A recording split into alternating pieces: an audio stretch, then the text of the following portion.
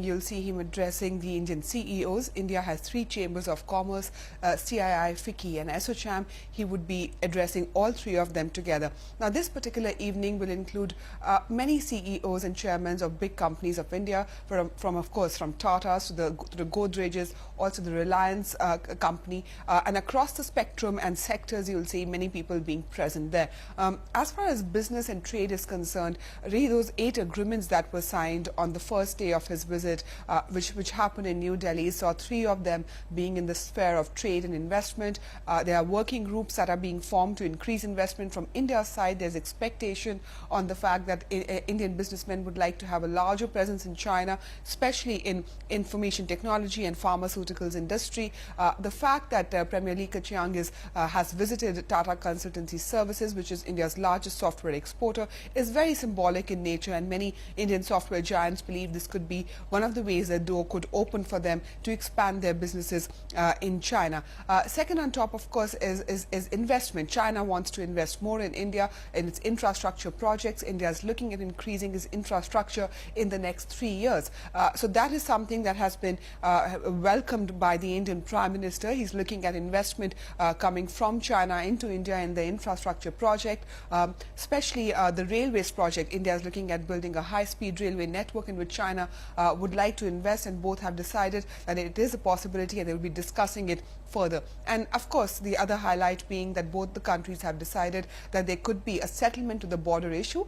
They would be meeting more often. The committee on the settlement would be meeting more often to reach some kind of a conclusion on that.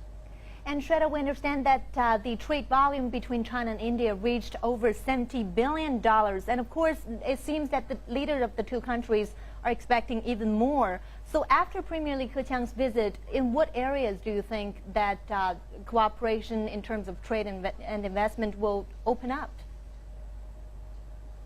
At this point in time, there are a number of Chinese companies in India's telecom sector. That is another sector that you could see expanding. There's also in consumer goods sector, so that is another sector that you could see going up. As far as investment is concerned, that is what both the countries are looking at. At this point in time, most of their bilateral trade is centered towards trade, which basically includes export and import.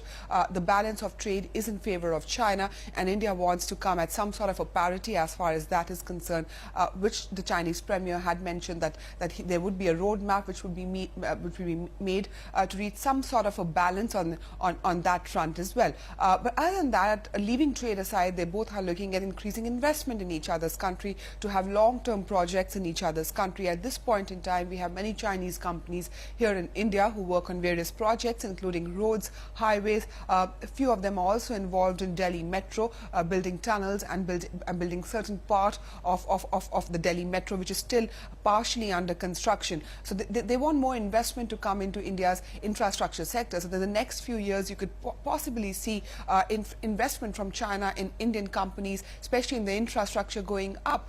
But really, even as the trade goes up constantly, the fact remains that even it's going up at a rapid pace, at this point in time, both the countries would like to see it grow at an even faster pace. But at the same time, there are many challenges and complementarities that both the nations face with each other. Let's have a look at what really are the challenges and the complementarities that India and China have in trade.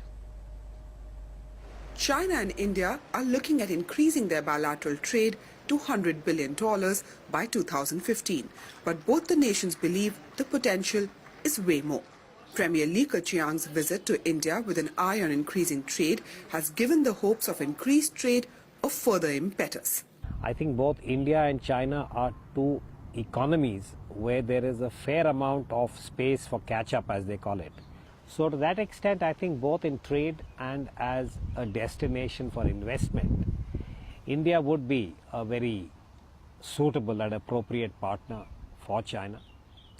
And the converse is true for India. Infrastructure is a sector where both the countries have a huge potential.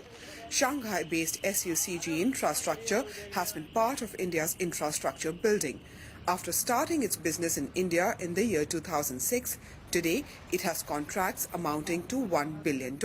I'm standing in a tunnel being built by Shanghai-based infrastructure company SUCG for Delhi Metro. This particular tunnel stretches for over 2.5 kilometers. But as more and more Chinese companies